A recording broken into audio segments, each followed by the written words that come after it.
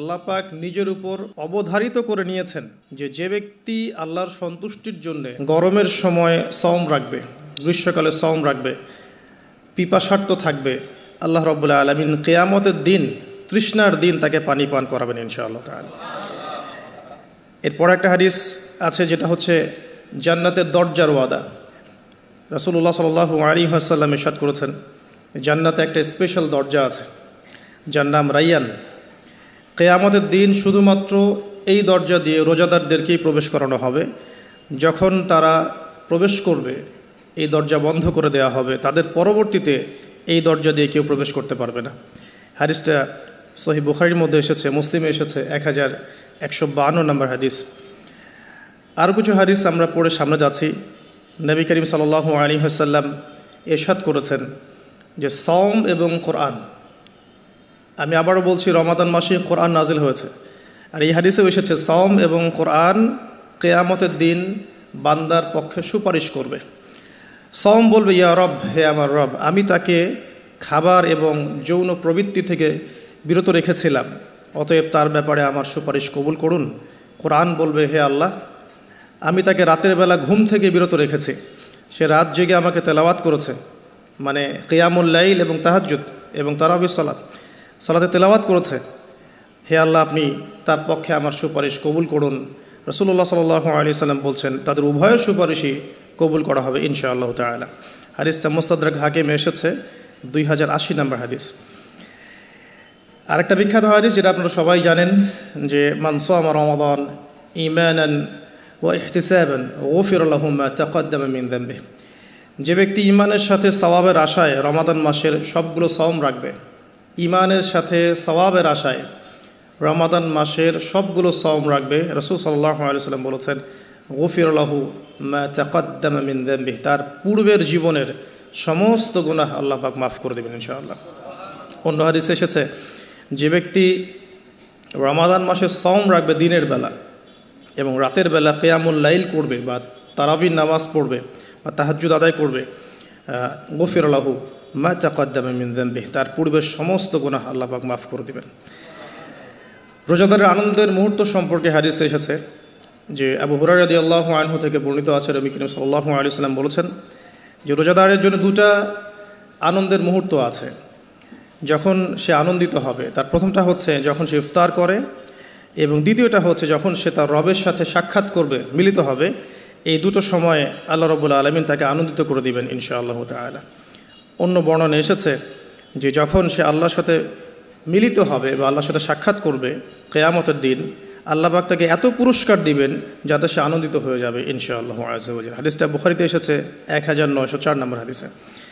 আরেকটা হাদিস কোট করেছি আমি, সেটা হচ্ছে হযরত আব্দুল্লাহ বিন আমর রাদিয়াল্লাহু আনহু থেকে বর্ণিত আছে, রাসূলুল্লাহ সাল্লাল্লাহু আলাইহি ওয়াসাল্লাম ইরশাদ করেছেন যে ইফতার করার সময় যখন সায়েম ব্যক্তি ইফতার করবে, ইফতার করার সময় সে যেন দোয়া করে, ইফতার করার সময় সে যেন দোয়া করে, কারণ তখনকার দোয়া ফেরত দেয়া হয় না, অর্থাৎ দোয়া কবুল হবে রোজাদারের ইনশাআল্লাহ আযজা ওয়া জাল্লা। আর এই হাদিসটা আমি এবারই প্রথম পেয়েছি, আগে আমি এই টপিক নিয়ে কথা বলার সময় হাদিসটা কোট করিনি কখনো। আমার কাছে মনে হলো যে হাদিসটা শেয়ার করা দরকার। হাদিসটা এসেছে মুসনাদ আহমদের মধ্যে 23070 নম্বর হাদিস, যে হযরত আব্দুল্লাহ ইবনে আব্বাস রাদিয়াল্লাহু আনহু থেকে বর্ণিত আছে, রাসূলুল্লাহ সাল্লাল্লাহু আলাইহি ওয়াসাল্লাম ইরশাদ করেছেন যে মাসের 3টা সওম, এক মাসের 3টা সওম আমরা যেটা রাখি, মাসিক 3টা সওম আইয়ামে বীজের, এবং বছরের এক মাসের সওম অর্থাৎ রমাদান মাসের সওম, এই দুটো কাজ মানুষের অন্তরের রোগ, মনের যে রোগগুলো আছে, স্পেশালি এখানে লেখা আছে মনের রোগের মধ্যে স্পেশালি হিংসা বিদ্বেষ দূর করে দেয়, যেটা এখনকার জেনারেশনের জন্য খুব বেশি ইম্পর্টেন্ট। কারণ আমরা এই বিষয়টাই দেখি, শয়তান যেন হিংসা বিদ্বেষ মুসলিমদের কাছেই বিক্রি করেছে, ব্যাপারটা এখন এমনটাই দেখা যাচ্ছে। আল্লাহ পাক আমাদেরকে বোঝার তৌফিক দান করুন, আমিন। এবং সবশেষে আবু উমামা রাদিয়াল্লাহু আনহু থেকে বর্ণিত আছে যে তিনি বলছেন যে আমি রাসূল সাল্লাল্লাহু আলাইহি ওয়াসাল্লামকে গিয়ে বললাম যে হে ইয়া রাসূলুল্লাহ সাল্লাল্লাহু আলাইহি ওয়াসাল্লাম, আমাকে এমন একটা কাজের কথা বলে দিন যেই কাজটা করলে আমি নাজাত পেয়ে যাব বা আমি জান্নাতে চলে যাব ইনশাআল্লাহ, আমি পুরস্কার পাবো ইনশাআল্লাহ, জাহান্নাম থেকে বাঁচব। নবী করিম সাল্লাল্লাহু আলাইহি ওয়াসাল্লাম বললেন, তুমি সওম রাখো, কেননা এর চেয়ে তুলনীয় কোনো আমল নেই। তিনি বলছেন, আমি আবারও জিজ্ঞাসা করলাম, আর কি করবো ইয়া রাসূলুল্লাহ? তিনি বললেন, তুমি সওম রাখো, এর সমতুল্য কিছু নেই। তিনি বলছেন, আমি আবারও বললাম ইয়া রাসূলুল্লাহ, এরপর আমি কি করব? তিনি বলছেন, তুমি সওম রাখো, এর সমতুল্য কোনো আমল নেই। আল্লাহ পাক আমাদেরকে হাদিসগুলো বোঝার তৌফিক দান করুন, আমিন। এই হাদিসগুলো আপনারা আগেও শুনেছেন, তবে আমি ফজিলত থেকে শুরু করলাম এই কারণে যে আমরা এগুলোর সামারি যদি মাথায় নেই, তাহলে বিষয়টা এমন দাঁড়াচ্ছে যে রমাদান মাস কোরআন নাজিলের মাস, যে মাসটা মুসলিমদেরকে তাকওয়া দিবে, শক্তি দিবে, ঈমানের শক্তি, যার ফলশ্রুতিতে মুসলিমরা ইনশাআল্লাহ আল্লাহ পাকের জমিনে আল্লাহ পাকের দিনটা প্রতিষ্ঠা করতে পারবে, নিজের ব্যক্তি জীবনে পারবে, পরিবারে পারবে, আস্তে আস্তে সমাজে আল্লাহ পাক সামর্থ্য দিলে আরও বড় পরিসরে। এর জন্য যে তাকওয়ার দরকার, যে শক্তির দরকার এবং যে কিতাবের দরকার, তিনটা বিষয় রমাদান মাসের সাথে সম্পৃক্ত। এর ফজিলত সম্পর্কে আমরা জানলাম যে আমরা যদি আল্লাহর সন্তুষ্টির জন্য এই পুরো মাস সওম রাখি ঈমানের সাথে, আল্লাহ পাক পূর্বের সমস্ত গুনাহ মাফ করে দিবেন। আমরা জানলাম রোজাদারের মুখের গন্ধ আল্লাহর কাছে মেশকাম্বরের চেয়ে বেশি প্রিয়। আমরা জেনেছি এই মাসে কোরআন নাজিল হয়েছে। আমরা জেনেছি রোজাদারদেরকে রাইয়ান নামক দরজায় প্রবেশ করানো হবে। নবী করিম সাল্লাল্লাহু আলাইহি ওয়াসাল্লাম স্পেশালি নসিহত করছেন, তুমি সওম রাখো, এর চেয়ে সমতুল্য কোনো আমল নেই। এটা আমাদের হিংসা বিদ্বেষও দূর করবে। এরকম অসীম ফজিলতপূর্ণ এই মাসে কিভাবে আমরা এটাকে ইফেক্টিভ রমাদান হিসেবে কাটাতে পারি, এটাই চ্যালেঞ্জ। এবং আমার টপিকটা এটাই। আমি এতক্ষণ যে কথাগুলো বলেছি এগুলো শুধু ভূমিকা। আমি মূল জায়গায় এখন যাচ্ছি যে কিভাবে আপনি এবং আমি রমাদান মাসের এই পুরো সময়টাকে ইফেক্টিভলি কাজে লাগাতে পারবো, যাতে করে এই উদ্দেশ্যগুলো অ্যাচিভ করা যায়। উদ্দেশ্যগুলো মাথায় রাখবো। ওই ব্যক্তি হতভাগা যে ব্যক্তি রমাদান মাসকে পেয়েছে কিন্তু গুনাহ মাফ করাতে পারে নাই, এই হাদিসটা মাথায় রাখবো। আর ফজিলতের হাদিসগুলো মাথায় রাখবো। কিয়ামুল লাইলের ফজিলত, রমাদানের সওম রাখার ফজিলত, রাইয়ান নামক দরজা, জান্নাতের উঁচু মাকাম, আল্লাহর কাছে সুপারিশ করা, এগুলো মাথায় রাখছি। মূল উদ্দেশ্য হচ্ছে ইফেক্টিভলি রমাদানকে কাটানো, যাতে করে তাকওয়া অবলম্বন করা যায়, তাকওয়া অর্জন করা যায়।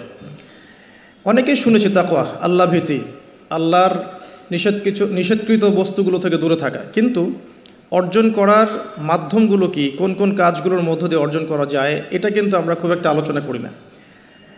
আমরা ইফেক্টিভ রমাদানের প্রথম যে কাজটার কথা লিখেছি, আমি নোট করেছি এখানে মোটামুটিভাবে 20টার কথা। তো আমি স্টার্ট করছি এখান থেকে যে ইফেক্টিভ রমাদান শুরু হবে কিন্তু আমাদের আজকে মানে সন্ধ্যার পর থেকে আর কি। আমরা নিশ্চয়ই পশ্চিমা সংস্কৃতির মতো রাত 12টার সময় রাত দিন কাটাই না। আমরা জানি আমাদের রাত এবং দিন শুরু হয় সূর্য ওঠা এবং ডোবার সাথে সম্পৃক্ত। তো সূর্য ডুবে গেলেই আমরা এখন রমাদানে প্রবেশ করছি। আমরা দোয়া করি আল্লাহর কাছে, আল্লাহ পাক যেন আমাদেরকে সুস্থ শরীরে রমাদানের সমস্ত সওমগুলো রাখার তৌফিক দান করেন এবং রমাদান মাসটাকে ইফেক্টিভলি কাটানোর তৌফিক দান করেন। আমরা আমাদের চেষ্টাগুলো অব্যাহত রাখবো, বাকিটা আল্লাহ রাব্বুল আলামিন কবুল করার মালিক। আল্লাহ পাক চাইলে অল্প আমলেই নাজাত হয়ে যাবে ইনশাআল্লাহ আযজা ওয়া জাল। শুরুটা হবে মূলত তারাবি দিয়ে। আসলে আজকে আমরা তারাবি দিয়ে শুরু করছি। প্রথম যে কাজটা আমরা শুরু করছি রমাদান মাসে, সেটা তারাবি কেন্দ্রিক। তো আমরা সবাই চেষ্টা করব প্রথমত যে তারাবির সালাত জামাতের সাথে পড়ার জন্যে, এবং তারাবির সালাতটাকে বর্তমান প্রচলিত 3G 4G সালাতের মতো না করা এবং সালাতের মধ্যে সৌন্দর্য নিয়ে আসা।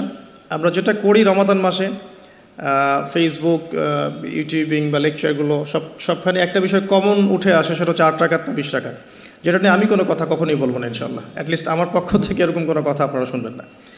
আমরা এখানে একটা শব্দ ব্যবহার করতে চাই, সেটা হচ্ছে নামাজের কোয়ালিটি। আপনি 8 রাকাতই পড়েন আর 20 রাকাতই পড়েন, আমি বলবো যে নামাজের কোয়ালিটিটা কেমন হয়েছে। কোয়ান্টিটি নিয়ে আমার কোনো মাথা ব্যথা নাই। নবী করিম সাল্লাল্লাহু আলাইহি ওয়াসাল্লামের যে 8 রাকাতের হাদিসটা আনা হয়েছে, 8 রাকাত বা 11 রাকাতের হাদিসটা সহিহ বুখারী থেকে আয়েশা রাদিয়াল্লাহু আনহার উদ্ধৃতি দিয়ে, সেই নামাজের সৌন্দর্য সম্পর্কেও কিন্তু কথা এসেছে। আয়েশা রাদিয়াল্লাহু আনহা বলেছেন, তুমি আমাকে সেই নামাজের সৌন্দর্য সম্পর্কে জিজ্ঞেস করো না। হাদিসের কথাটা কিন্তু এমন ছিল, তুমি আমাকে, রাবিকে আয়েশা রাদিয়াল্লাহু আনহা বলছেন, তুমি আমাকে এই নামাজের সৌন্দর্য সম্পর্কে জিজ্ঞেস করো না। তিনি কিয়াম করলেন, প্রথম রাকাতেই 1 পারা 2 পারা 2.5 পারা কোরআন পড়ে ফেললেন এবং রুকু করলেন। রুকুতে ততক্ষণ থাকলেন যতক্ষণ তিনি কিয়ামে ছিলেন। রুকু থেকে উঠে ততক্ষণ দাঁড়িয়ে থাকলেন যতক্ষণ রুকুতে ছিলেন। সিজদায় গিয়ে ততক্ষণ থাকলেন যতক্ষণ তিনি দাঁড়িয়েছিলেন। তার পা ফুলে যেত। আমরা রাকাত সংখ্যা নিয়ে ঝগড়া করি, কিন্তু তিনি অল্প রাকাত নামাজের যে দলিল, সেখান থেকে আমরা কোয়ালিটি নিয়ে কথা বলি না। আদৌ কি আমরা এভাবে 8 রাকাত নামাজ পড়ছি যেভাবে রাসূলুল্লাহ সাল্লাল্লাহু আলাইহি ওয়াসাল্লাম পড়েছেন? তো রাকাত সংখ্যাটা বড় কথা নয়, বড় কথাটা হচ্ছে যে আমাদের নামাজের কোয়ালিটিটা কতটুকু হচ্ছে, নামাজের ধীর স্থিরতা কতটুকু হচ্ছে, কতটুকু কোরআন তেলাওয়াত করছে, রুকু সিজদা কত লম্বা করছে। আমি জানি এখানে আমরা তার মতো করে করতে পারবো না, এটা আমি জানি, কিন্তু কিছু পরিবর্তন আমরা আনতে পারি। আমি প্র্যাকটিক্যাল সে কথাগুলো বলবো ইনশাআল্লাহ। যেমন নর্মালি আমরা নামাজ দাঁড়িয়ে হয়তো সূরা ফাতিহা পড়ি, সূরা ফাতিহা পড়ার পরে আমরা একটা সূরা মিলিয়ে পড়ি। আমরা রমাদান মাসের সওমে একটা সূরার জায়গায় আরও কয়েকটা সূরা মিলিয়ে পড়তে পারি। আপনার কিয়ামটা কিন্তু লম্বা হবে। হয়তো আপনি হাফেজ নন, কিন্তু আপনি চাইলে কিন্তু কয়েকটা ছোট ছোট সূরা একসাথে পড়তে পারেন, যাতে করে আপনার টাইমটা কিন্তু লম্বা হচ্ছে, আপনার কিয়ামটা লম্বা হচ্ছে। এবার আপনি রুকু করছেন, রুকুতে গিয়ে আমরা সাধারণত একটা তাসবিহ পড়ে ফেলি, সুবহান রাব্বিয়াল আযীম, সবাই এটাই পড়ি, ম্যাক্সিমাম মানুষ 3 বার পড়ে আমার জানা মতে। রমজান মাসে আপনি এটাকে সৌন্দর্যমণ্ডিত করতে পারেন, আপনি চাইলে আরও একটা তাসবিহ অ্যাড করতে পারেন, সুবহানাকা আল্লাহুম্মা রাব্বানা ওয়া বিহামদিকা আল্লাহুম্মা গফিরলি, এটা একটা তাসবিহ আছে। অথবা সুবহুন কুদ্দুসুন রব্বুল মালাইকাতি ওয়ার রূহ, এটা অ্যাড করতে পারেন। আপনি কিন্তু আরও এক্সট্রা 2টা তাসবিহ অ্যাড করলেন, আপনার রুকুটা লম্বা হলো, নামাজটার মধ্যে সৌন্দর্য বাড়লো। আমরা উঠে দাঁড়িয়ে অনেক সময় সামি আল্লাহু লিমান হামিদা বলেই আমরা চলে যাই সিজদায়। আমরা কিন্তু ওখানে রব্বানা ওয়া লাকাল হামদের পরেও হামদান কাসীরান তাইয়িবান মুবারাকান ফীহি বলতে পারি, সময়টা বাড়লো, রুকুটার সৌন্দর্য বাড়লো। সিজদায় গিয়ে আমরা যা করি সুবহান রাব্বিয়াল আ'লা 3 বার বলি, উঠে চলে আসে। অনেকে হয়তো 3 বারের জায়গায় 5 বার, 7 বার, 10 বার অনেকে এভাবে বলি। কিন্তু আমরা এই রমজান মাস থেকে নিয়াত করতে পারি, চেষ্টা করতে পারি যে সিজদায় গিয়ে আমরা একাধিক তাসবিহ পড়লাম এবং কমপক্ষে 1-2টা দোয়া হলেও সিজদায় করলাম।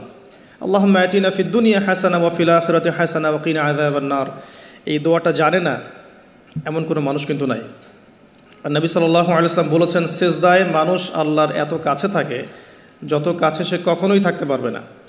তো আমরা সিজদায় দোয়া করলে সিজদার সময়টা বাড়লো, নামাজের সৌন্দর্য বাড়লো। আমরা নবী সাল্লাল্লাহু আলাইহি ওয়াসাল্লামের মতো পা ফলানো নামাজ না পড়তে পারলেও অ্যাটলিস্ট নামাজের টাইমটা বাড়াতে পারলাম, সৌন্দর্য বাড়লো। এটাই হচ্ছে কিন্তু মূল বিষয় তারাবির সালাতের। কত লম্বা সময় ধরে আমি আল্লাহর সাথে কথোপকথন করতে পারি। আমরা তাশাহুদ দরুদের পরে দোয়া মাসুরা পড়ে অনেকে সালাম ফিরিয়ে ফেলি। এখানে কিন্তু আরও দোয়া করার সুযোগ আছে। স্পেশাল আল্লাহুম্মা ইন্নী আউযু বিকা মিন আযাবিল কবরি ওয়া আযাবি জাহান্নাম ওয়া মিন ফিতনাতিল মাহইয়া ওয়াল মামাত ওয়া মিন শাররি ফিতনাতিল মাসীহিদ দাজ্জাল। এই দোয়া কিন্তু করার কথা জোরভাবে হাদিসে এসেছে, তোমরা 4টা বিষয় থেকে আশ্রয় চাও। এছাড়াও কিন্তু আপনি সালাম ফেরানোর আগে যে কোনো দোয়াই করতে পারছেন কোরআন এবং সুন্নাহ থেকে। নামাজটা লম্বা হলো, নামাজে আপনি আল্লাহর সাথে বেশি কথা বলতে পারলেন, নামাজের মধ্যে প্রশান্তি পাওয়া গেল। এভাবে নামাজ পড়ার পরে দেখবেন 2 রাকাত নামাজ পড়লে আপনার মনের মধ্যে শান্তি চলে আসছে। অথচ 3G 4G স্পিডে আপনি 10 রাকাত 20 রাকাত নামাজ পড়লে কিন্তু মনের মধ্যে শান্তি পাচ্ছেন না। মূল বিষয়টা কিন্তু এই জায়গায়। তো প্রথমে স্টার্টটা হবে আমাদের তারাবি থেকে আজকে। আর তারাবির সালাত যে ইমাম পড়াবেন, আমি অবশ্যই রিকোয়েস্ট করব তিনি যেন খতমই পড়ান। কারণ রমজান মাসে যদি কোরআন খতম না দিই তাহলে আমরা কোন মাসে কোরআন খতম দিব? এবং খতম দিতে হবে বলেই যে খুব জোরে তেলাওয়াত করতে হবে 5G স্পিডে, যাতে কেরাত কি করা হচ্ছে ইমাম সাহেবও বুঝতে পারছেন না, মুক্তাদিও বুঝছেন না। এখানে নামাজে কোরআনের হকটা ঠিকমতো আদায় হয় না। একটু ধীর স্থিরভাবে পড়া যেতে পারে। আমরা হয়তো প্রত্যেকটা আয়াতের শেষে ওয়াকফ করতে পারছি না, যেটা নবী সাল্লাল্লাহু আলাইহি ওয়াসাল্লামের সুন্নাহ ছিল। নবী করিম সাল্লাল্লাহু আলাইহি ওয়াসাল্লাম কিন্তু প্রত্যেকটা আয়াতের শেষে ওয়াকফ করতেন, থামতেন, থেমে থেমে তিনি তেলাওয়াত করতেন। হয়তো আমরা সেটা করতে পারি না, কিন্তু আমরা চেষ্টা করতে পারি তেলাওয়াতটার টেম্পোটা যেন কমে যায়, যাতে করে 2 রাকাত নামাজ পড়তে মিনিমাম 5 থেকে 8 মিনিট সময় লাগে। এই নামাজটা পড়লে আমরা মোটামুটিভাবে কিছুটা হলেও হক আদায় করতে পারবো ইনশাআল্লাহ। আমি কিছু প্র্যাকটিক্যাল কথা বলছি, কারণ প্র্যাকটিক্যালি দেখে দেখে আমার কাছে এগুলো মনে হয়েছে, এই টিপসগুলো হয়তো বা এগুলো কাজে দেবে ইনশাআল্লাহ। এছাড়াও আমরা জামাতের সাথে নামাজ পড়ার পর আমরা যেটা করতে পারি সেটা হলো শেষ রাত্রে আমরা আবারও ওঠার অভ্যাস করতে পারি। আমরা যদি আর্লি ঘুমিয়ে যাই, এবং রমাদান মাসে আমাদের এটা অভ্যাস করতে হবে, আমরা যেন আর্লি ঘুমাই। আর্লি যদি ঘুমিয়ে যাই আমরা শেষ রাত্রে ইনশাআল্লাহ সাহারি করার মিনিমাম 1 ঘন্টা 1.5 ঘন্টা আগে যদি উঠতে পারি, শেষ রাতে গিয়ে আমরা আবারও কিন্তু 2-4 রাকাত 8-10 রাকাত নামাজ পড়তে পারবো ইনশাআল্লাহ, এবং পরিবারের সদস্যদেরকে ওঠাতে পারবো। আর এই সময়টা সেই সময় যে সময় আল্লাহ রাব্বুল আলামিন প্রথম আসমানে নেমে আসেন এবং বান্দার জন্য আহ্বান করতে থাকেন, কে আছো আমার কাছে কিছু চাইবে আমি তোমাকে তা দেবো, কে আছো আমাকে ডাকবে আমি তোমার ডাকে সাড়া দেব, কে আছো আমার কাছে ইস্তেগফার করবে আমি তোমার গুনাহগুলোকে মাফ করে দেব। তো শেষ রাত্রে দোয়া কবুল হয়। দোয়া কবুলের এই সময়টাতে আমরা যেন ঘুমিয়ে না কাটাই, মিনিমাম 1 ঘন্টা আগে আমরা ওঠার চেষ্টা করব শেষ রাত্রে। তাহলে ওই সময়টা আমরা ইনশাআল্লাহ তাআলা ইবাদতে কাটাতে পারবো। আল্লাহ পাক তৌফিক দান করুন, আমিন। তো আমরা রমাদানের স্টার্টটা করব আজকের তারাবি থেকে, এবং আজকের রাতের আপনার লাস্ট শেষ রাত্রে কিছু নামাজের মধ্য দিয়ে, যেটাকে অনেকে তাহাজ্জুদ বলে থাকেন। আর এরপরে আমরা যে বিষয়গুলোর দিকে ফোকাস করব সেটা হচ্ছে সাহরি এবং ইফতার। যেহেতু আমরা শুরু করছি তারাবি দিয়ে, তারপর ঘুমাচ্ছি, ঘুম থেকে উঠে আবার তাহাজ্জুদে উঠছি, তাহাজ্জুদের নামাজ পড়ার পর আমরা কিন্তু সাহরি করব। সাহরি আর ইফতার দুটাকে আমি একসাথে লিখেছি এই কারণে, এই দুটার মূল মেসেজ একটাই, রমজান মাসে আমাদেরকে নিয়াত করতে হবে এবং চেষ্টা করতে হবে সাহরি এবং ইফতারে যেন খুব বেশি না খাই। প্রথম কথা হচ্ছে এটা, সাহরি এবং ইফতারে এত বেশি খাওয়া যাবে না যেটা আপনার সওমের আধ্যাত্মিকত্ব নষ্ট করে ফেলবে। সওমের যে রুহানিয়াত বা আধ্যাত্মিকত্ব আছে এটা বেশি খেলে নষ্ট হয়ে যাবে, বেশি ঘুমালে নষ্ট হয়ে যাবে, বেশি কথা বললে নষ্ট হয়ে যাবে, আড্ডা পিটালে, গল্প করলে, অনলাইনের সময় অপচয় করলে বা অন্যান্য মুভিজগুলো দেখলে আপনার রমাদানের নূর কিন্তু নষ্ট হয়ে যাবে। বেশি খাওয়ার অভ্যাসটা ত্যাগ করতে হবে রমাদান মাস থেকেই। আমরা কিছু কিছু বিধান দেখেছি যেটা কোরআন এবং হাদিসে আছে, বাস্তবিক খুব একটা আমল আসলে নাই। তার মধ্যে অন্যতম একটা হচ্ছে খাওয়ার সুন্নত। খাওয়ার সুন্নত আমাদের সবার মধ্যে খুব একটা নাই, থাকলে আমাদের ফিটনেসগুলো এমন হতো না আসলে। খেয়াল করে দেখবেন এই আটতলা উঠতে কিন্তু অনেকে হাঁপায় গেছে। তো এই ফিটনেসগুলো কিন্তু আমাদের ক্ষতি করছে, আমরা বুঝতে পারছি না। আমি রমাদান মাসে রিকোয়েস্ট করবো বেশি খাবেন না, পেটের 3 ভাগের 1 ভাগ খাবেন এবং কোনোভাবেই কোনো ম্যানুফ্যাকচার্ড খাবার খাবেন না। কোনো ম্যানুফ্যাকচার্ড ফুড আপনার শরীরের ভিতরে ঢুকতে দিবেন না। ম্যানুফ্যাকচার্ড বলতে বোঝাচ্ছি মানুষ যেগুলোকে প্রডিউস করে মার্কেটিং করছে, যেগুলোর মধ্যে সাইড ইফেক্ট আছে এবং যেগুলোর মধ্যে মানে পুষ্টি উপাদান কম। বাসায় হোমমেড ফুড খাবেন। অনেক সময় দেখা যায় সাহরি এবং ইফতারে আমরা এত বেশি ভোজন রসিক হয়ে পড়ি যে আমরা তারাবির নামাজ ঠিকমতো পড়তে পারি না, অসুস্থ হয়ে যাই, পেট খারাপ হয়ে যায়। এই জন্য বাসার নর্মাল কমন খাবারগুলো খাবেন এবং এই সিজনে বেশি বেশি মানে জুসি জিনিসগুলো খাওয়ার চেষ্টা করতে হবে স্পেশালি, তাহলে আমরা ফিজিক্যালি ফিট থাকবো ইনশাআল্লাহ। আর শরীর সুস্থ রাখতে হবে এই কারণে যাতে করে আমরা আল্লাহর ইবাদত বেশি বেশি করতে পারি। তো আল্লাহ পাক আমাদের সবাইকে খাবার নিয়ন্ত্রণ করার তৌফিক দান করুন। আর যে ব্যক্তি খাবারকে নিয়ন্ত্রণ করতে পারে না সে কিন্তু প্রবৃত্তিকে নিয়ন্ত্রণ করতে পারবে না। একজনের সামনে অনেকগুলো খাবার এনে দেন, তার খাওয়ার স্টাইলটা দেখে আপনি গেস করতে পারবেন তার ভিতরে প্রবৃত্তি নিয়ন্ত্রণের ক্ষমতা কতটুকু। তার খাবারের স্টাইলটা দেখবেন কীভাবে সে খাচ্ছে, সে কি গোগ্রাসে খাচ্ছে নাকি রিল্যাক্সে খাচ্ছে, খাবার দেখে কি তার মধ্যে মানে লোলুপতা প্রকাশ পাচ্ছে, তাহলে বুঝবেন সে ব্যক্তি প্রবৃত্তিকে নিয়ন্ত্রণ করতে পারবে না। এই বিষয়টা খেয়াল রাখবেন। আমরা খাবার যত বেশি প্রডিউস করব তত বেশি আমাদের মা বোনদেরকে রান্নাঘরে থাকতে হবে, এতে করে তাদেরও রোজার যে মাহাত্ম্য এবং রোজার যে রুহানিয়াত তারাও হারাবে, সময়ের অপচয় হবে, তাদের প্রতি ওয়ান কাইন্ড অফ জুলুম করা হবে। যদি 2-3টা আইটেমে আমার খাবার হয়ে যায়, 10টা আইটেম করার কোনো প্রয়োজন নাই। সো ম্যানুফ্যাকচার্ড খাবার আমরা বাদ দিব, ম্যানুফ্যাকচার্ড ড্রিঙ্কস বাদ দিব এবং হোমমেড খাবারগুলো থেকে অভ্যস্ত হবে ইনশাআল্লাহ। আল্লাহ পাক তৌফিক দান করুন, আমিন। এবং রমাদান মাসে আমরা যেগুলো করার নিয়াত করছি এগুলোকে সারা বছর কিন্তু ধরে রাখতে হবে আর কি। আল্লাহ রাব্বুল আলামিন আমাদেরকে তৌফিক এনায়েত করুন, আমিন। তো তারাবি, তাহাজ্জুদ এবং খাবারের পরে ইফতারের কথাটা একটু অ্যাড করে দিই যে ইফতারে এত বেশি খাবেন না যাতে করে তারাবির নামাজটা আপনি পড়তে না পারেন। ইফতারে নবী সাল্লাল্লাহু আলাইহি ওয়াসাল্লাম যে খাবারগুলো খেতেন সেই সুন্নাহ সম্মত খাবারগুলো খাওয়ার চেষ্টা করবেন ইনশাআল্লাহ। আল্লাহ পাক তৌফিক দান করুন।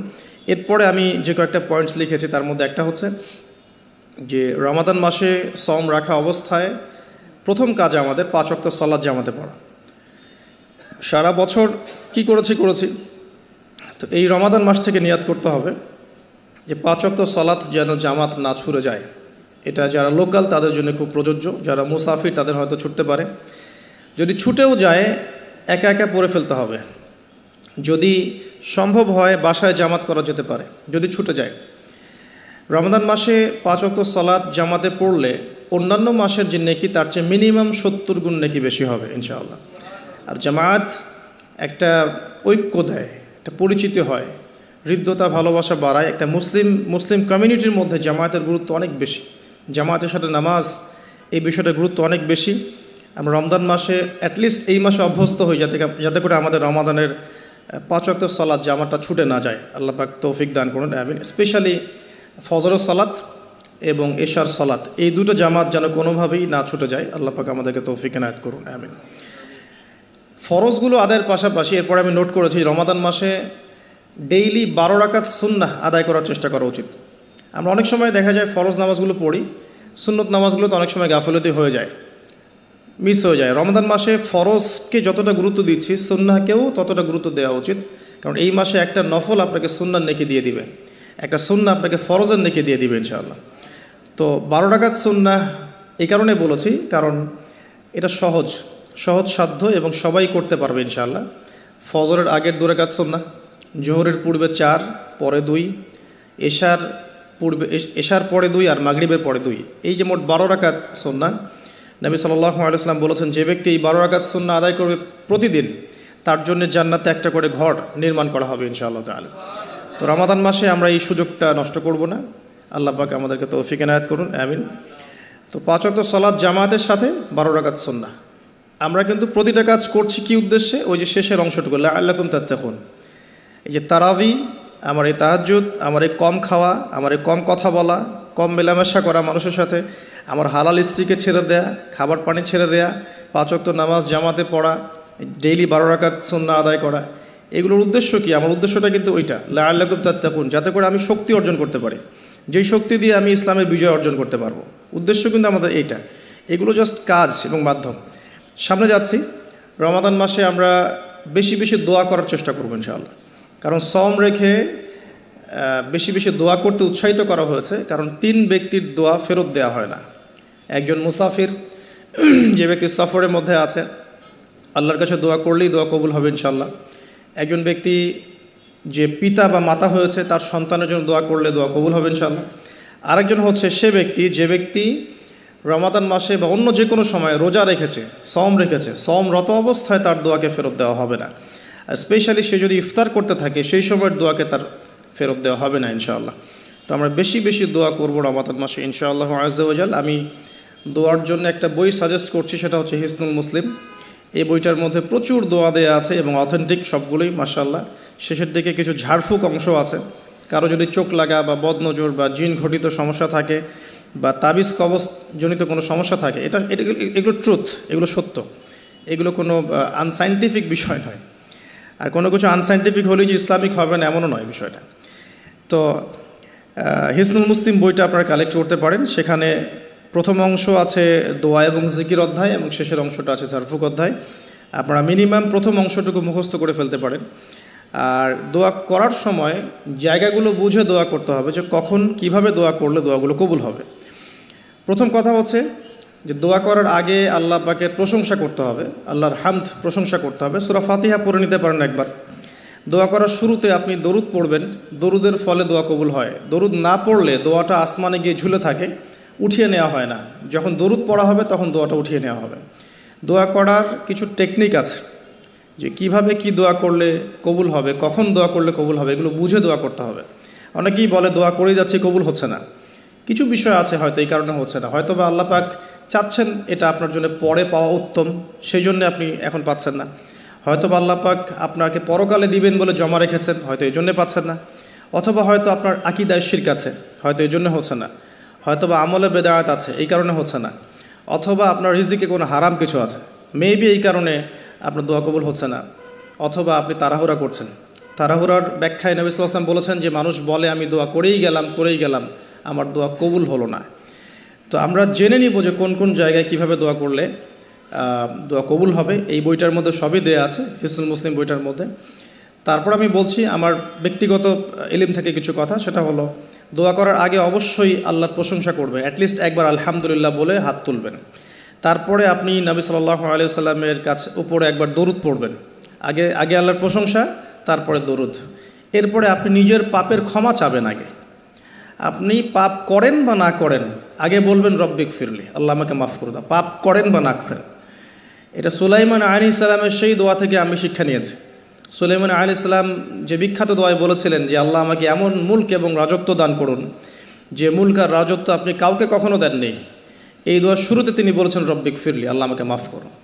তো এটা আদব, দোয়ার আদব হচ্ছে আগে নিজের ক্ষমা চাওয়া, আল্লাহর কাছে নিজের ভুলের ক্ষমা চাওয়া, তারপরে দোয়া করা। হামদ সানা, দরুদ, এরপরে আপনি ক্ষমা চাবেন। এবার আপনি দোয়াগুলো করবেন আপনার মন থেকে। আরবি দোয়া জানা থাকলে আরবিতে দোয়া করবেন, কারণ আপনি আপনার রবের সাথে আরবি দিয়ে কথা বলবেন, এর চেয়ে আসলে গর্বের কি হতে পারে? আরবি ভাষা কেন শিখব, কি দরকার আছে? এটা কি সাম্প্রদায়িকতা? আল্লাহ রাব্বুল আলামিনের আল্লাহ পাক যে ভাষায় কোরআন নাজিল করেছেন, আল্লাহ পাক যে ভাষায় কথা বলেছেন কোরআনে, সেই ভাষায় আমি আল্লাহর সাথে কথা বলছি, এর চেয়ে গর্বের কী আছে আমার জন্য? আরবি কেন শিখছি, কেন শিখবো? এই ভাষা দিয়ে আমি আল্লাহর সাথে কথা বলবো। জান্নাতে এই ভাষা চলবে, কোরআনে এই ভাষায় নাজিল হয়েছে, কবরে এই ভাষায় প্রশ্ন করা হবে, তা আমি কেন এই ভাষায় আল্লাহর সাথে কথা বলবো না? এর মানে এই নয় যে কেউ যদি আরবি না জানে অন্য ভাষায় দোয়া করতে পারবে না, এমনটা নয়। অবশ্যই কেউ যদি আরবি না জানে, বেসিক দোয়াগুলো না জানে, সে বাংলাতে দোয়া করতে পারে, কোনো সমস্যা নেই। ইংরেজিতে দোয়া করতে পারে, উর্দু দিয়ে দোয়া করতে পারে, ভাষাগত পার্থক্য আল্লাহর কাছে নেই, তবে আরবির মর্যাদা আছে। আর এটা আমার কাছে গর্বের বিষয় মনে হয় যে আমি আরবি দিয়ে আমার রবের সাথে কথা বলতে পারছি, আমি আরবি দিয়ে কথা বলছি। এবং আরবি দিয়ে দোয়ার ক্ষেত্রে আপনি এত ভালো করে মনের ভাব প্রকাশ করতে পারবেন অল্প শব্দে, যেটা হয়তো অন্য কোনো জায়গায় সম্ভব হয়। এরপরেও আমি বলবো যে মাতৃভাষায় মানুষের মনের ভাব প্রকাশের ক্ষেত্রে সহজতা আছে। যদি কেউ আরবি না জানেন, সেক্ষেত্রে মাতৃভাষাতেই বেশি বেশি দোয়া করবেন, চলতে ফিরতে দোয়া করবেন। নির্দিষ্ট সময়েই দোয়া করতে হবে এমন নয়, রোজা রেখে সারাটা দিন যখনই আপনার মন চাচ্ছে, মনের মধ্যে একটা কিছু চাহিদা আসছে, আপনি দোয়া করে ফেলবেন। নবী সাল্লাল্লাহু আলাইহি ওয়াসাল্লাম বলেছেন, যদি তোমাদের কারো জুতার ফিতাও ছিঁড়ে যায়, সে যেন সেই ফিতাটাও আল্লাহর কাছে চেয়ে নেয়। প্রতিটা বিষয় আল্লাহর সাথে শেয়ার করতে হবে। আল্লাহ, আমার চাকরির দরকার, আমার রিজিকের সমস্যা, আমার পারিবারিক সমস্যা, আমার ব্যবসার সমস্যা, আমার ইলম অর্জন করতে চাই, আল্লাহ আমাকে ইলম দান করো। আল্লাহ, আমি শারীরিকভাবে অসুস্থ, বিভিন্ন রকম সমস্যা আমরা জর্জরিত আছি। প্রত্যেক মানুষের কোনো না কোনো সমস্যা আছে। সমস্যা থাক বা না থাক, দোয়া করতেই থাকতে হবে।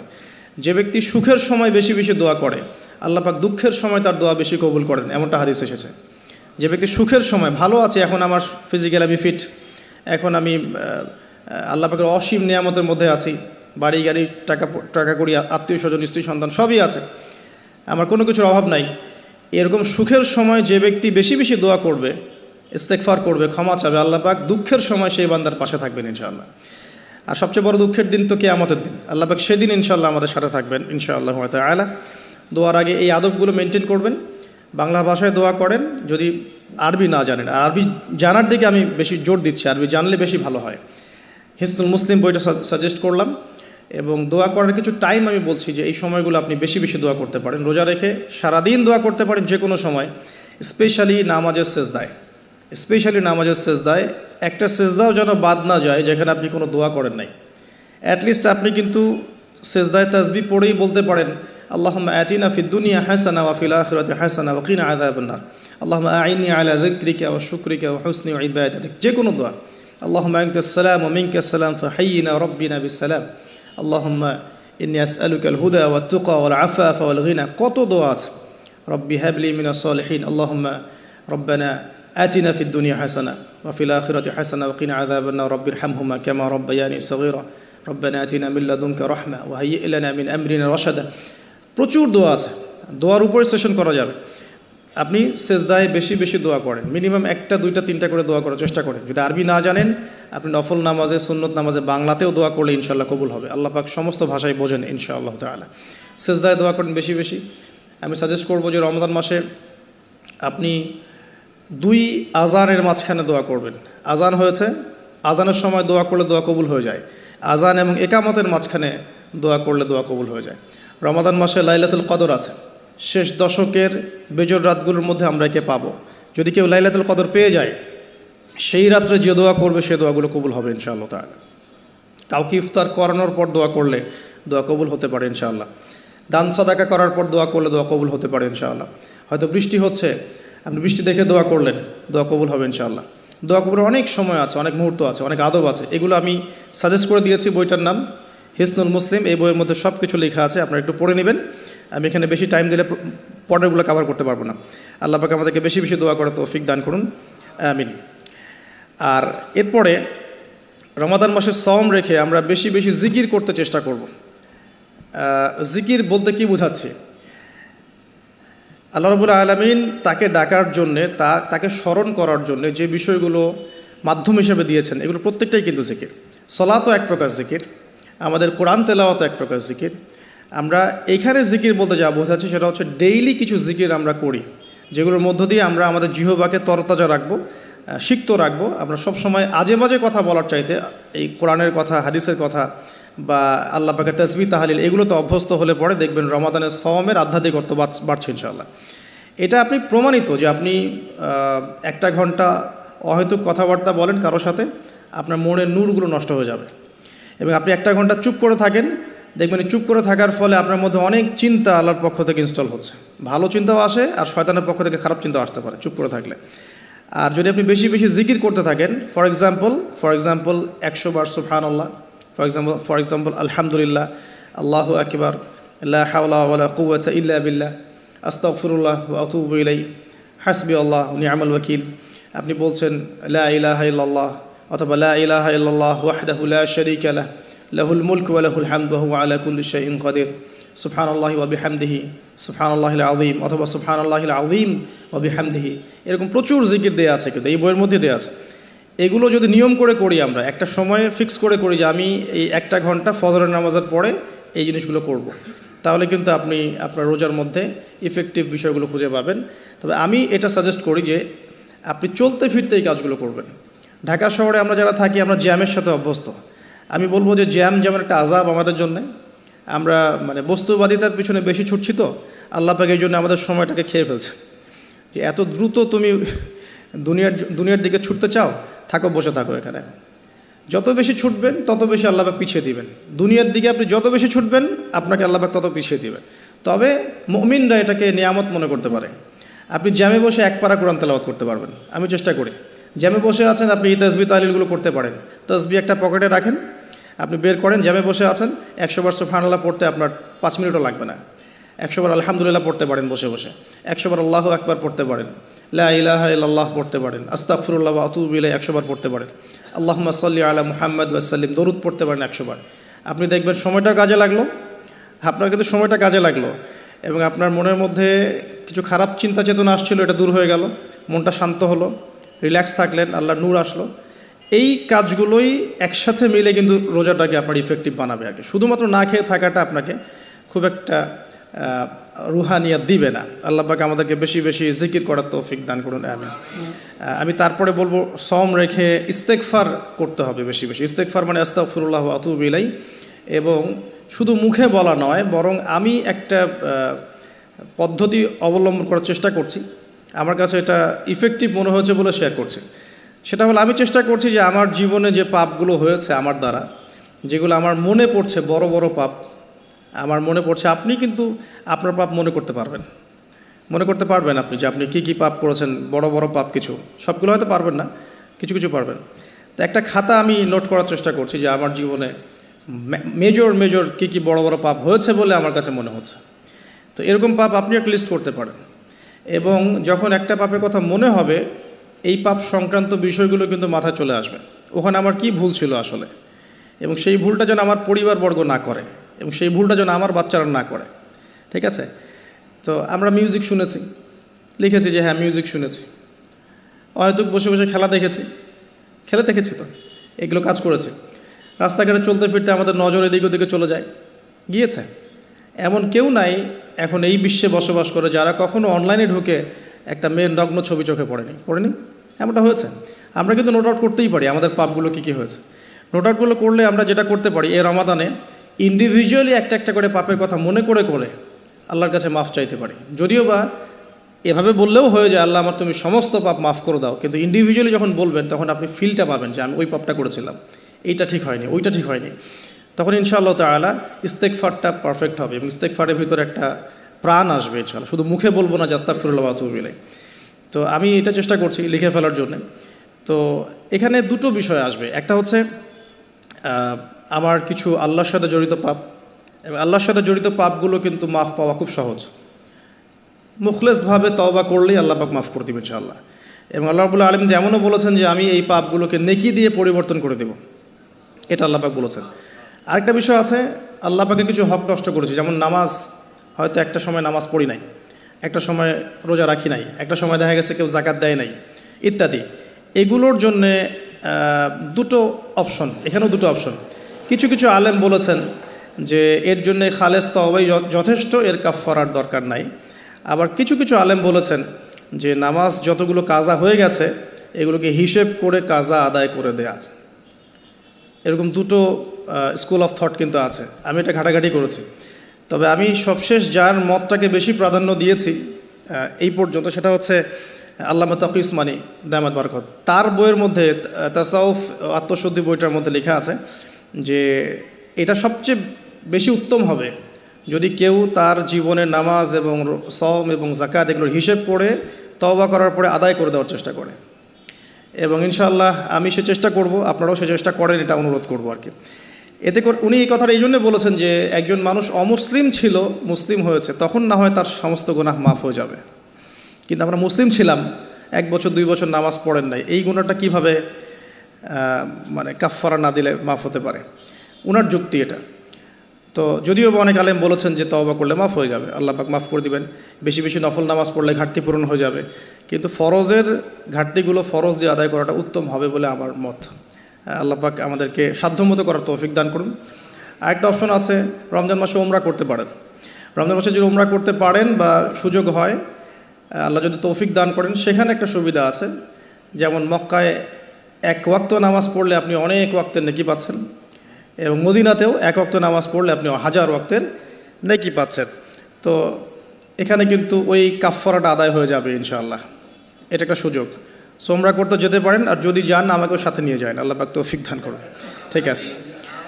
আর আরেকটা বিষয় আছে, পাপের লিস্ট করতে গিয়ে আমি যেটা দেখেছি সেটা হচ্ছে যে কিছু পাপ থাকবে যেগুলো মানুষের সাথে সম্পৃক্ত, এগুলো সবচেয়ে ডেঞ্জারাস। কিছু পাপ আছে আমাদের জীবনে যেটা মানুষের সাথে সম্পৃক্ত, যেমন আমি বা আপনি কারো গীবত করেছি, বা আমি বা আপনি কারো সম্মানহানি করেছি, বা আমি বা আপনি কাউকে অপবাদ দিয়েছি, বা কারো টাকা পয়সা লুটতরাজ করে খেয়ে ফেলেছি, বা কারো সম্পত্তি আত্মসাৎ করেছি, বা কারো উপরে জুলুম করেছি। এক কথায় হাক্কুল ইবাদ, কোনো মানুষের হক নষ্ট করেছি। এই জায়গাটাতেই সমস্যা এবং ডেঞ্জারটা সবচেয়ে বেশি।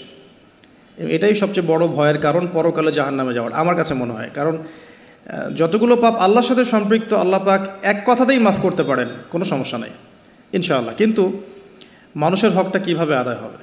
যতক্ষণ পর্যন্ত না তার হক তাকে ফিরিয়ে দিচ্ছি, যদি কারো অর্থ সম্পদ নষ্ট করে থাকি, তাকে ফিরিয়ে দেয়া অথবা তার পরিবারকে ফিরিয়ে দেয়া বা তার পক্ষ থেকে দান সদকা করা, এছাড়া কোনো অপশন দেখা যায় না। কাউকে গালি দিয়েছি, তার কাছ থেকে ক্ষমা নিয়ে নেওয়া অথবা তার জন্য দোয়া করা, এছাড়া কোনো অপশন দেখা যায় না। তো আমি একটা দোয়া আপনাকে শিখাই দিচ্ছি ইনশাআল্লাহ। আশা করা যায় এই দোয়ার বরকতে আল্লাহ পাক আপনাকে সুযোগ তৈরি করে দিবেন, যাতে করে আপনি তার হক তাকে ফিরাই দিতে পারেন ইনশাআল্লাহ তাআলা। সেটা হলো আল্লাহুম্মা কফিনি বিহালালিকা আন হারামিক ওয়া আগনিনি বিফদলিকা আম্মান সিওয়াক। এই দোয়াটা যে বেশি বেশি করবে ইনশাআল্লাহ তাআলা, আলী রাদিয়াল্লাহু আনহু বলেছেন যে তার যদি পাহাড়ের সমান ঋণ থাকে, আল্লাহ পাক সেটাও পরিশোধ করার ব্যবস্থা করবেন ইনশাআল্লাহ। তো এটা ডেঞ্জারাস এই কারণে, যদি এগুলো আমরা দুনিয়াতে মিটিয়ে না যেতে পারি, তাহলে পরকালে এই ব্যক্তিরা আমাদের সামনে দাঁড়িয়ে থাকবে। সে আমাকে মিথ্যা অপবাদ দিয়েছে, সে আমার গীবত করেছে, সে আমার টাকা পয়সা নিয়ে দেয়নি, সে আমাকে গালি দিয়েছে, সে আমার উপর জুলুম করেছে। এরকম প্রচুর মানুষ কিন্তু কিয়ামতের মাঠে দাঁড়িয়ে থাকবে। এবং অনেক মানুষ কিয়ামতের মাঠে পাহাড়ের সমান নেকি নিয়ে উঠবে, ওঠার পরেও তাদের নেকি থেকে এই মানুষগুলোর হক আদায় করে দেওয়া হবে। যদি হক আদায় করতে গিয়ে নেকি শেষ হয়ে যায়, তখন এই মানুষগুলোর যে গুনাহ, এটা এই মানুষদের উপর চাপিয়ে দেওয়া হবে। তো এটা ডেঞ্জারাস। অনেক অনেক নেকির কাজ করেও পরকালে মিসকিন হওয়াটা নিতান্তই হতভাগ্য। আমরা চাই না আল্লাহ পাক এই কাতারে আমাদেরকে অন্তর্ভুক্ত করুন। একটু চিন্তা করে দেখেন, কেউ যদি কাউকে রেপ করে, তাহলে সে কত বড় সম্মানের ঋণগ্রস্ত হয়ে গেল, যেটা কখনো তার পক্ষে শোধ করা সম্ভব না। তো এই জিনিসটা যদি মাথায় থাকে, এই হাদিসটা যদি মাথায় থাকে যে কিয়ামতের মাঠে সবচেয়ে বড় মিসকিন তারা যারা অন্যের কাছে দায়বদ্ধ থাকবে, নামাজ রোজা হজ জাকাত সমস্ত নেকি নিয়ে ওঠার পরেও কারো হক নষ্ট করার দায়ে সে জাহান্নামে চলে যাবে ওদের গুনার ভার নিয়ে। তো এই জিনিসটা সবচেয়ে ডেঞ্জারাস। এই কারণেই আসলে কম কথা বলা উচিত এবং কম মানুষের সাথে মেশা উচিত এবং মুখ বন্ধ রাখাই ভালো। বেশি না বলা, বেশি কিছু ভাবতে না যাওয়া, বেশি গেজ না করা। এবং অনলাইন এমন একটা প্ল্যাটফর্ম যেটা আমাদের এই সুযোগটা বাড়িয়ে দিয়েছে, যাতে করে আমরা নির্দ্বিধায় একে অপরের গীবত সমালোচনাকে একটা ট্রেডিশন মনে করছি, বাট এগুলোর বড় শাস্তি আমাদের জন্য অপেক্ষা করছে। আল্লাহ পাক এগুলো থেকে আমাদেরকে হেফাজত করুন, আমিন। মানুষের সাথে জড়িত পাপ থেকে আল্লাহ পাক আমাদেরকে বাঁচাক। আর যদি সম্ভব হয় রমজান মাসে আমভাবে ক্ষমা চেয়ে নেওয়া উচিত। যেমন পরিবারবর্গকে ডেকে বলা যেতে পারে যে আমার দ্বারা যদি তোমাদের কোনো হক নষ্ট হয়ে থাকে, তো তোমরা আমাকে মাফ করে দিও। ঠিক আছে, যদি একজন রাষ্ট্রের নেতা হয়ে থাকে তার বলা উচিত সবার সামনে যে আমি আমার দায়িত্ব পালন করার চেষ্টা করেছি আমার সাধ্যমতো। যদি আমার দায়িত্ব পালনে কোনো রকম হক নষ্ট হয়ে থাকে তোমাদের কারো, আমার উপর কোনো অভিযোগ থেকে থাকে, আমাকে মাফ করে দিও। আমভাবে ক্ষমা চেয়ে নেওয়াটা ভালো হবে রমাদান মাসে। কারণ এই মাস, ওই যে আমি একটা হাদিস বলছি, সেই ব্যক্তি হতভাগা যে ব্যক্তি এই মাস পেয়েছে কিন্তু নিজের গোনাহ মাফ করাতে পারলো না। আমার গোনাহ তো আমি আল্লাহর কাছে মাফ করালাম, কিন্তু মানুষের সাথে জড়িত হকটা কীভাবে মাফ করাবো, এই বিষয়টা বুঝতে হবে। আল্লাহ পাক আমাদেরকে ইস্তেগফার করার তৌফিক দান করুন রমজান মাসে, আমিন। এবং অন্যের হক পরিশোধ করে দেওয়ার তৌফিক দান করুন, আমিন। রমাদান মাসে ইফেক্টিভ রমাদানের জন্য নেক্সট টাইমে লিখেছি জাকাত, যে রমাদান মাসে যাদের জাকাত ফরজ হয়েছে জাকাতগুলোকে অবশ্যই দিয়ে দিবেন, আল্লাহ পাক তৌফিক দান করুন। এবং আমি বারবার একটা বিষয় টাচ দিয়েছি যে জাকাত ইসলামিক অর্থনীতির বেস, ইসলামিক ইকোনমিক্সের ভিত্তি হচ্ছে জাকাত কেন্দ্রিক। আপনারা আল্লামা তাকি উসমানীর ইসলামিক ইকোনমিক্স সিরিজটা পড়তে পারেন, এখানে জাকাত সংক্রান্ত আলাদা কিতাবে আলাদা অধ্যায় রচনা করা আছে, কিভাবে জাকাত ইসলামিক মার্কেটের মধ্যে, অর্থনীতির মধ্যে টাকাকে সার্কুলেট করতে থাকে এবং কিভাবে ইসলামিক অর্থ ব্যবস্থা জাকাত কেন্দ্রিক সমাজের সাম্য নিয়ে আসে, এটা তিনি চমৎকারভাবে ব্যাখ্যা করেছেন। আমি এখানে বেশি সময় দিতে পারছি না আজকে। তো আমরা নিসাবটা সবাই তো জানি 2.5%, যাদের আগের জাকাত দেওয়া হয়নি সেগুলো হিসাব করতে পারেন। এক বছর যদি ঘুরে যায় আপনার 2.5% জাকাত আসবে। যদি শস্য থাকে আপনার ওসর আসবে, শস্য ফসলের জমিতে ওসর আসবে। এছাড়াও একটা দান আসবে স্পেশাল, সেটা হচ্ছে সাদাকাতুল ফিতর, যেটা আপনারা ঈদের আগের রাতে দিয়ে থাকেন বা ঈদের পরেও অনেকে দিয়ে থাকেন। তো এটাও একসাথে কালেক্ট করে দেওয়া যায়, একটা সামাজিক সংগঠনের উদ্যোগেও হতে পারে, রাষ্ট্রের উদ্যোগেও হতে পারে, মসজিদের উদ্যোগে হতে পারে, মাদ্রাসার উদ্যোগে হতে পারে। এটাকে কালেক্ট করে এটাকে সুন্দর করে খাতে বিতরণ করাটা বেশি ভালো হবে। আল্লাহ পাক আমাদেরকে তৌফিক দান করুন, আমিন। আরেকটা পয়েন্ট লিখেছি, বেশি বেশি নফল দান সদকা করা। রমাদান মাসে বেশি বেশি করে নফল দান সদকা করার চেষ্টা করা যেতে পারে।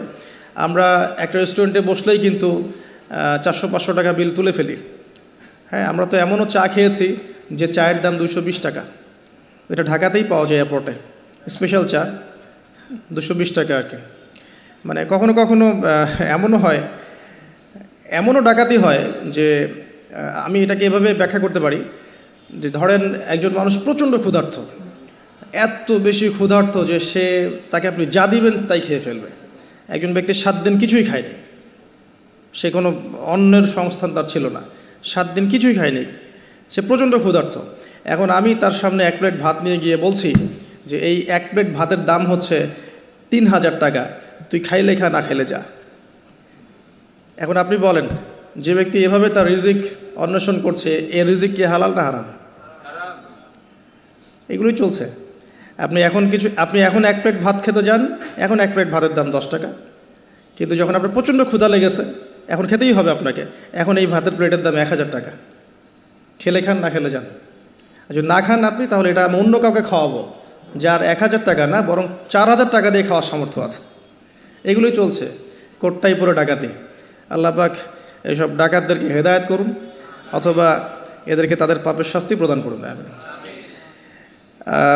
এরপরে আমি বলবো যে বিষয়টা, সেটা হলো যে রমাদান মাসে কিছু প্রজেক্ট করেন আপনারা যাদের সামর্থ্য আছে। ইফেক্টিভ রমাদানের জন্য কিছু প্রজেক্ট করতে পারেন, যেমন ইফতার প্রজেক্ট। যেমন আপনারা অনেকেই সামর্থ্যবান আছেন, অনেকের অনলাইন সেকশনে হয়তো পেজ আছে, গ্রুপ আছে। আমি জাস্ট পরামর্শ দিতে পারি, আপনারা কাজ করতে পারেন। যে যে জায়গা থেকে একটা ফ্যামিলির 1 মাসের ইফতারে কত টাকা যেতে পারে, হয়তো 2000, 2500, 3000 এতটুকু টাকা যাবে। আমরা কিন্তু চেষ্টা করলেই পারি যে এই রমাদানে আমি 100টা পরিবারের দায়িত্ব নিব। 100টা পরিবারের জন্য যে টাকাগুলোর প্রয়োজন সেটা আমি অনলাইনের মাধ্যমে মানুষের কাছ থেকে কালেক্ট করতে পারি, অফলাইনেও করতে পারি, করে ইফতার প্যাকেজ রেডি করতে পারি, করে 100টা পরিবারকে পৌঁছে দিতে পারি।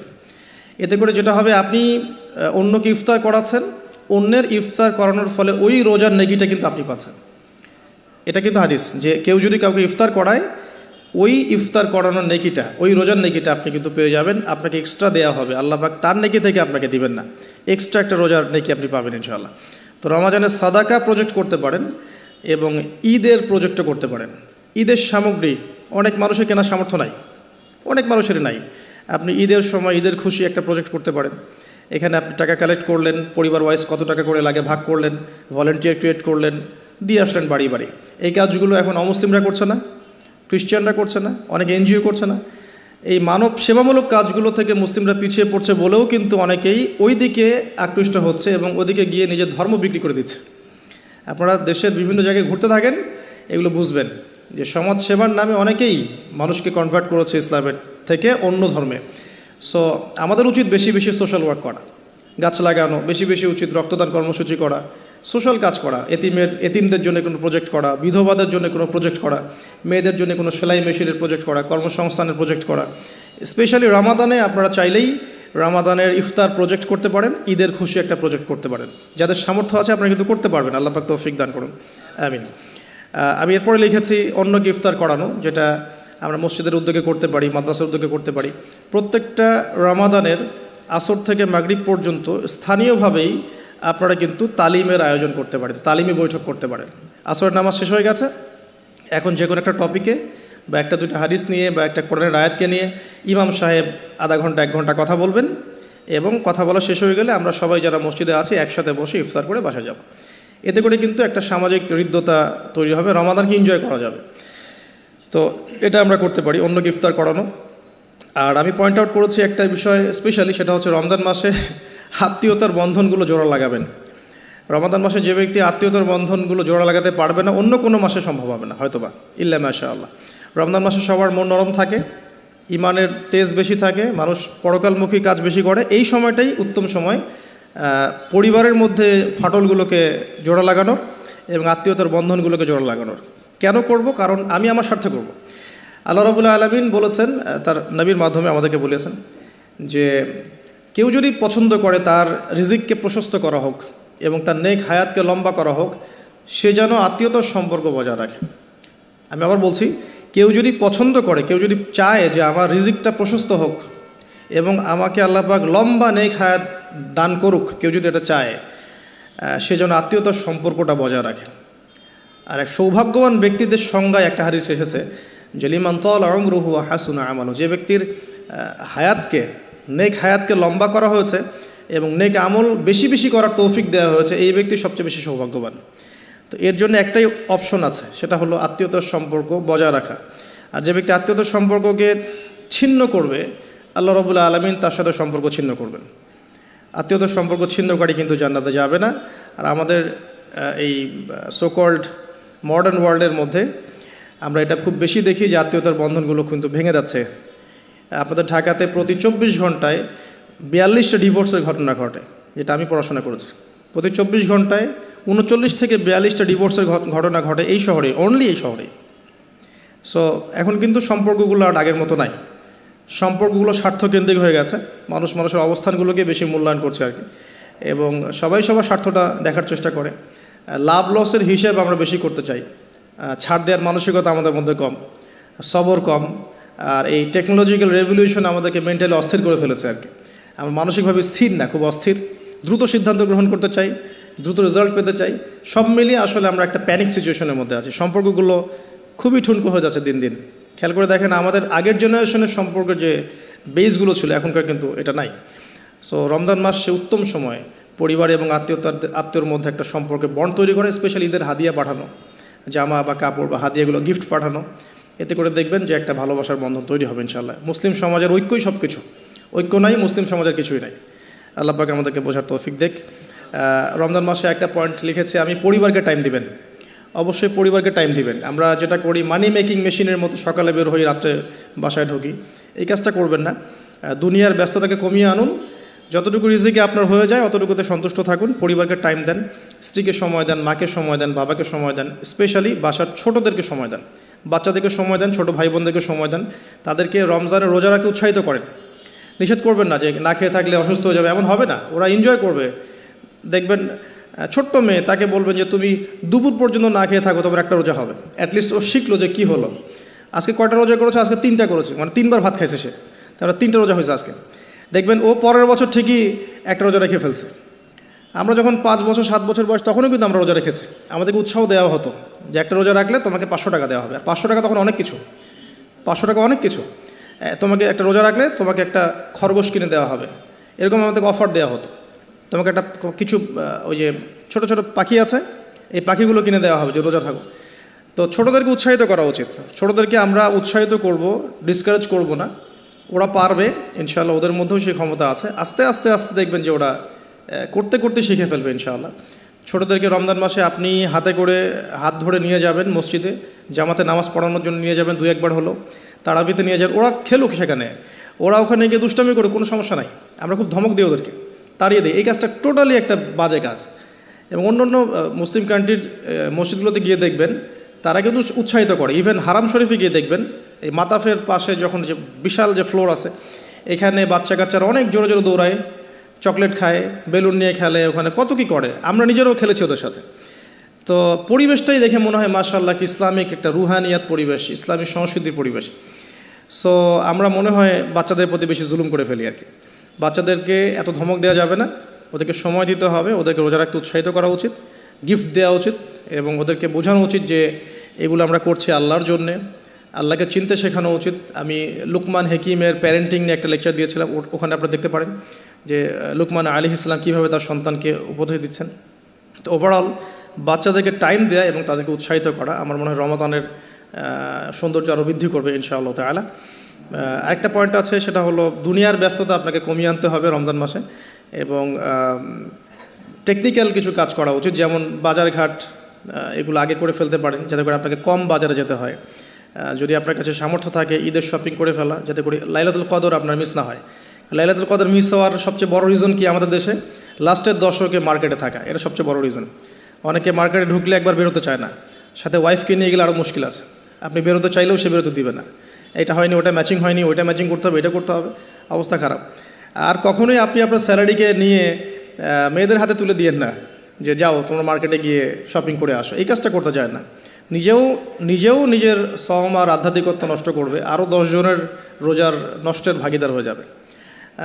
এই জায়গায় আরেকটা কথা আমি অ্যাড করব যে আমাদের পরিবারবর্গের মহিলারা যেন রমজান মাসে বেপর্দায় না থাকে।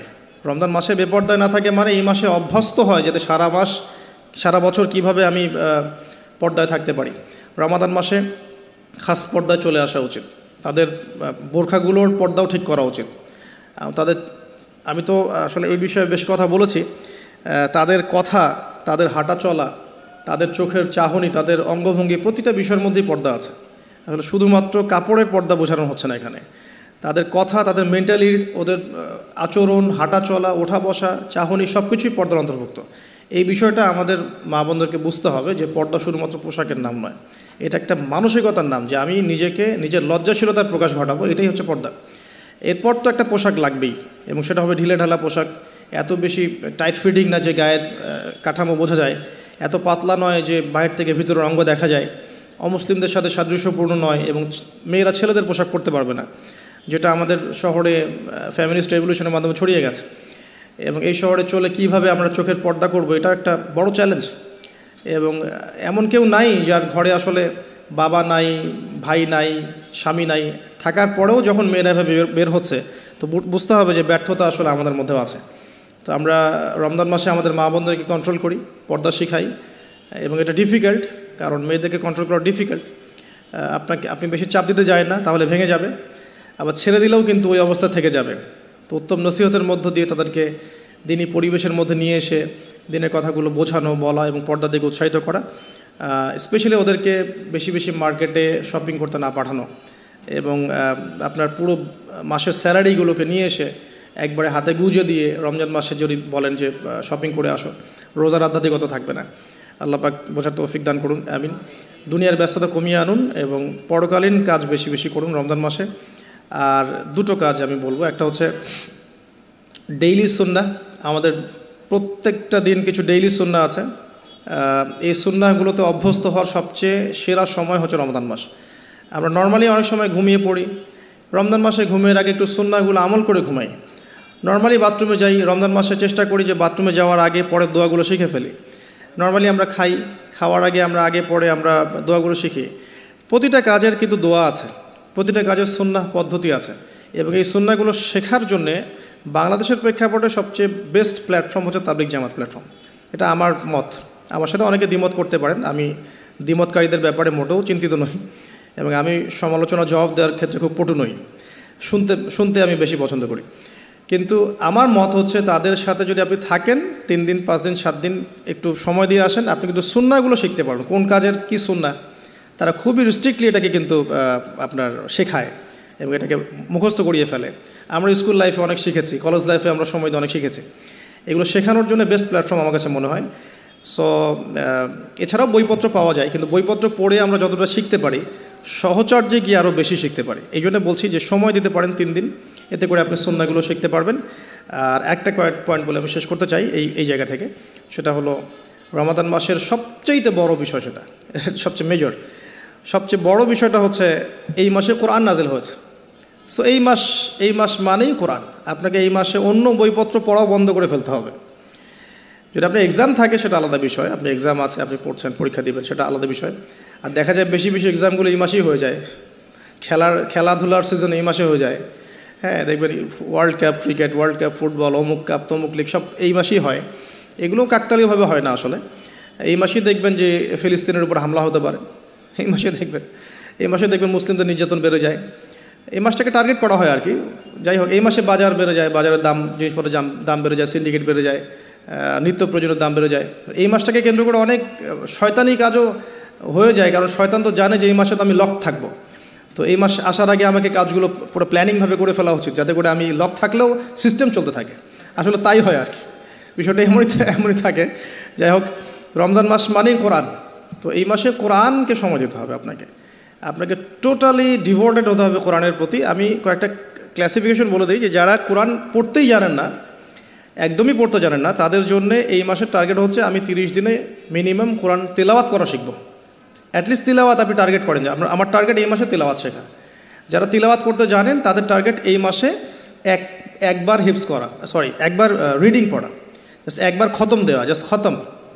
আপনি শুরু থেকে শেষ পর্যন্ত একবার খতম দিবেন। পার ডে আপনি একটা করে পারা তিলাওয়াত করবেন। যে তিলাওয়াত করতে পারে তার জন্য এটা। যে হিপস করেছে তার জন্য এই মাসের টার্গেট হচ্ছে তাকে আবার পুরো হিপসটাকে এই মাসে চর্চা করতে হবে। এটা তার লেভেলটা একটু বেশি। লেভেল ওয়াইজ এক এক মানুষের যোগ্যতা এক এক রকম। কেউ তেলাওয়াত করতেই জানে না, তার টার্গেট হচ্ছে আমি এই মাসে তেলাওয়াত করা শিখবো। অনলাইনে হোক অফলাইনে হোক, এনি হোক আপনাকে শিখতে হবে।